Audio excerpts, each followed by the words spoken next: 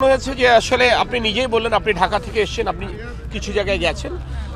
কারোর পক্ষেই আমি মনে করি এই প্রত্যন্ত অঞ্চলে এই 7 দিনে হয়তো আপনারাও সকলে পৌঁছাতে পারেননি। আপনাদেরও হয়তো কিছু তথ্যের ঘাটতি আছে। আমি খুব দায়িত্ব নিয়ে বলছি, প্রথম দিন থেকে উপজেলা প্রশাসন তাদের মতো করে কাজ করছে। সরকার যখন এই ত্রাণ ব্যবস্থাপনা তদারকি করবার জন্য সমন্বয়ের দায়িত্ব দিয়ে আমাকে পাঠিয়েছে, অর্থাৎ গত পরশু দিন আমি চট্টগ্রাম এসেছি, তখন থেকে আমি জেলা প্রশাসন এবং উপজেলা প্রশাসনের সাথে কাজ করছি। প্রথম দিনই এখানকার টিএনওর সাথে আমাদের কথা হয়েছে, উনি কী করছেন এটা আমরা জেনেছি এবং তাকে অ্যাকর্ডিংলি আমরা ইনস্ট্রাকশন দিয়েছি। যেমন আমি আপনাকে একটা ছোট্ট করে বলি, যেমন গতকাল এখানে 17টা ইউনিয়নের মধ্যে প্রায় 117টা ওয়ার্ড আমাদের বিবেচনায় গত পরশু রাতে অনেক বেশি ক্ষতিগ্রস্ত ছিল। আমাদের কিন্তু উপজেলা প্রশাসন গতকালই এই 117টি ওয়ার্ড, এই 117টি ওয়ার্ড কিন্তু 17টা ইউনিয়নের অন্তর্ভুক্ত, সেখানে কিন্তু তারা শুকনো খাবার পৌঁছে দিয়েছে।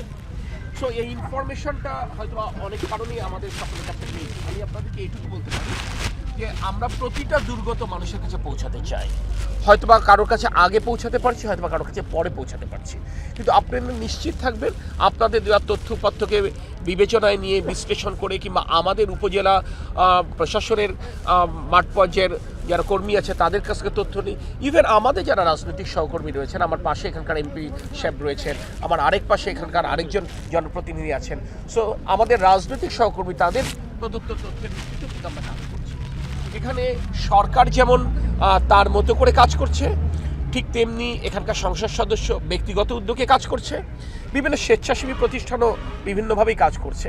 এটা হচ্ছে বাংলাদেশ সৌন্দর্যের জায়গা। যে কোনো সংকটে আমরা কিন্তু সকলে মিলেই কিন্তু সংকট মোকাবেলা করি।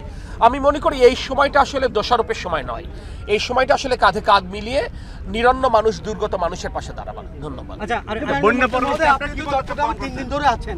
চট্টগ্রামে যে বিশেষ করে সাতকানিয়া, লোহাগাড়া, বাঁশখালী সহ কয়টা এলাকার মধ্যে কয়টা ঘরবাড়ি বিধ্বস্ত হয়েছে, কি পরিমাণ ক্ষয়ক্ষতি হয়েছে আপনি প্রাথমিকভাবে আপনি কি পেয়েছেন? না, প্রথম কথা হচ্ছে আপনার এই তথ্য জানতে চাওয়াটাও মনে হয় এই সময়ের জন্য যথাযথ হচ্ছে না।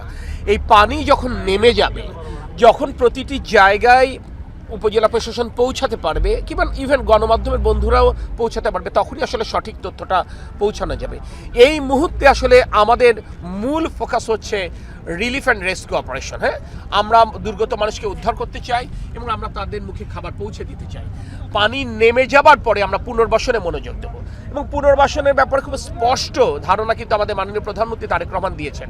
অর্থাৎ যে সমস্ত মানুষের ঘর বাড়ি ক্ষতিগ্রস্ত হয়েছে কিংবা হবে, আমরা প্রতিটি ঘর বাড়ি মেরামতের জন্য সরকারের তরফ থেকে আমরা সহায়তা করবো ইনশাআল্লাহ।